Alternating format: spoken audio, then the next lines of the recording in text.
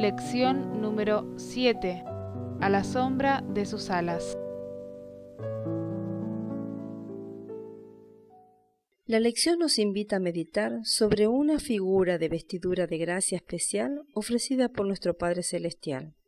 Sus alas, tal cual un ave, cubre a sus pichones. También propone hacer un paralelismo entre el comportamiento y la descripción del águila con respecto al cuidado y el amor de Dios hacia nosotros sus hijos. El águila es como un avión de caza viviente, armada con un pico curvo y garras afiladas como navajas. Está pertrechada como si fuese un avión de caza. Es viento y ala, huesos, tendones y sangre. Se alimenta de carroña, es pescadora y ladrona, pero cuida con dedicación a sus pichones. Cojea sobre su nido con las garras en forma de puño para no cortarlas en pedazos. David expresa en Salmo 63:7: porque has sido mi socorro, y así, bajo la sombra de tus alas me regocijaré. Meditaremos juntos en varias circunstancias que vivió David y que inspiraron su necesidad de esta cubierta, y veremos que también nosotros necesitamos ser cobijados bajo esas mismas alas.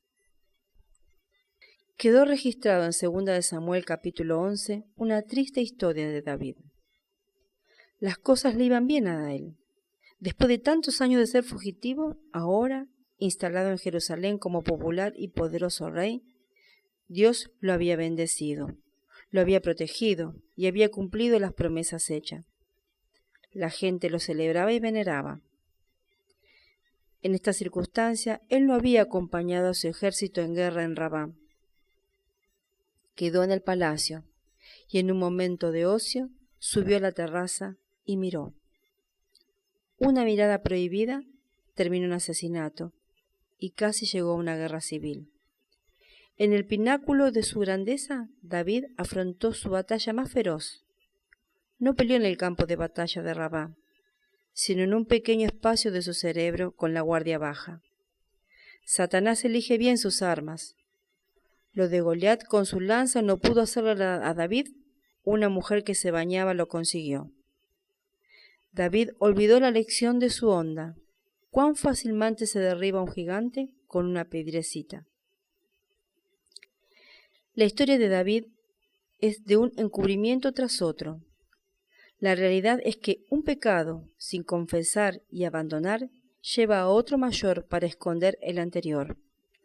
David cometió adulterio y asesinato bajo el manto del poder real. Pero los ojos de Dios ven debajo de la vestidura exterior y desnudan el corazón. ¿Cuánto tiempo llevamos ocultando pecados? ¿Andamos creyendo que Dios no lo sabe porque nuestros padres no lo saben?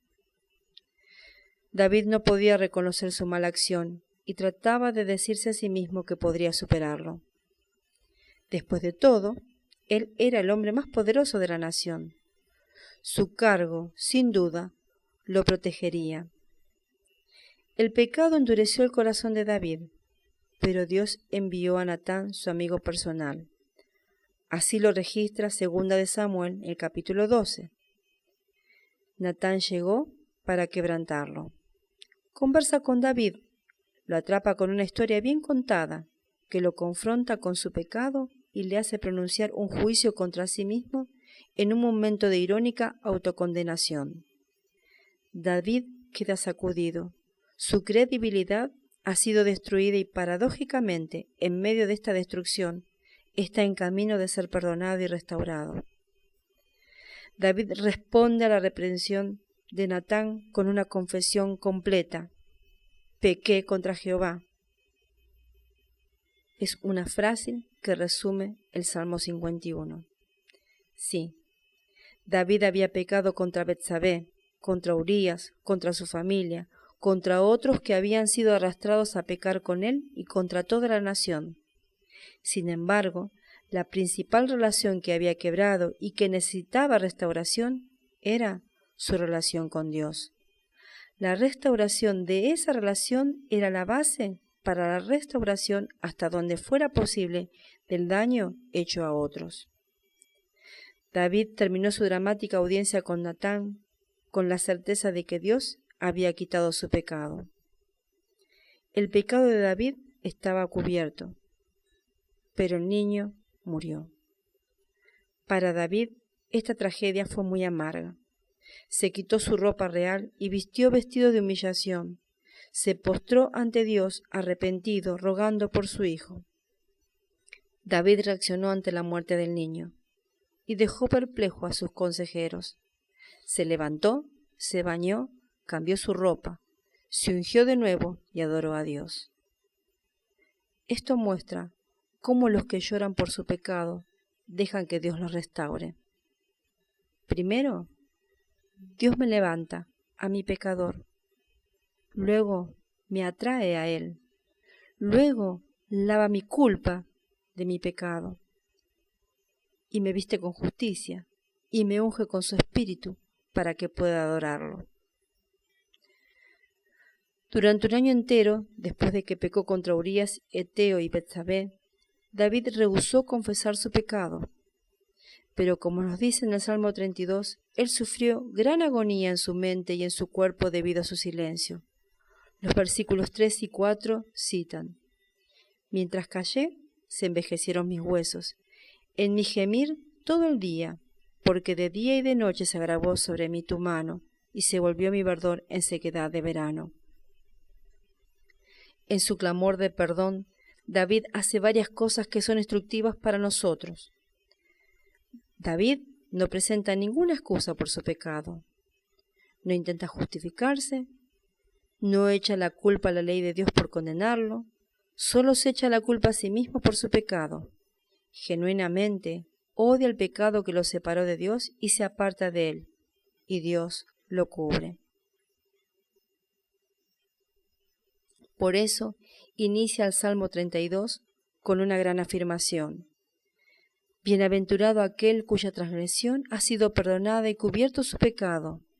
Bienaventurado el hombre a quien Jehová no culpa de iniquidad y en cuyo espíritu no hay engaño. Dios no pasa por alto el pecado, pero el pecado queda cubierto por Dios, lo que significa que la culpa ya no le es imputada al pecador cuando se arrepintió. La confesión sola es incompleta sin el arrepentimiento. Debemos no solo estar tristes por nuestro pecado, sino también apartarnos de él con el poder de Dios. Dios perdona y cubre toda maldad. Su gracia acepta al pecador arrepentido como si nunca hubiera pecado. Ese es Jesús, nuestro sustituto, sobre quien Dios depositó el pecado. De este modo la justicia de Cristo es imputada al pecador arrepentido. ¿Reconoces ante Dios tu pecado y tus equivocaciones? Si no, ¿estás engañando a Dios o solo a ti mismo? En el Salmo 51:2, David le pide a Dios que lo lave completamente. Pide ser purificado con hisopo y quiere ser más blanco que la nieve. Purifícame sugiere la idea de hacer expiación por el pecado. El hisopo era una planta con propiedades nutritivas y un agente sanador. El hisopo tenía una larga historia en Israel. Se usó en el rito original de la Pascua, en la limpieza de un leproso, en limpieza de casas, etc. Estos usos muestran que el hisopo era un buen agente limpiador y quizás con propiedades desinfectantes. David usó el hisopo porque comprendía que solamente el mayor poder purificador podría limpiar de la mancha de su pecado, la sangre expiatoria de nuestro Salvador. En el Salmo 51:10, David ora pidiéndole a Dios que cree en él un corazón limpio. Dios no solo limpia la iniquidad del corazón, crea en su Hijo perdonado un corazón nuevo. David expresa un deseo de llevar a cabo en el Salmo 61, el versículo 4, donde dice: Yo habitaré en tu tabernáculo para siempre, estaré seguro bajo la cubierta de tus alas.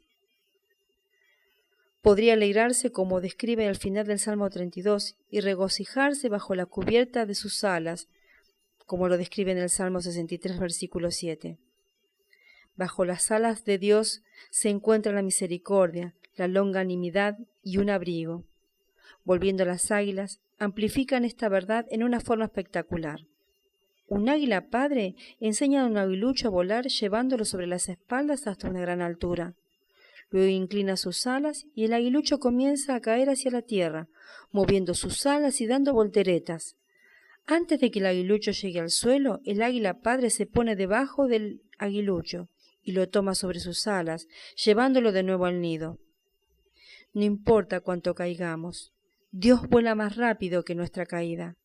Él usa nuestra caída para enseñarnos a volar. Como David, si nos arrepentimos, estaremos más cerca de Dios después de que Él nos tome antes de caer. Tal vez este conocimiento del vuelo de las águilas haya inspirado a David acerca de las alas protectoras de Dios en el Salmo 61. Él declara confianza en la misericordia protectora de Dios, refiriéndose tal vez al propiciatorio en el santuario.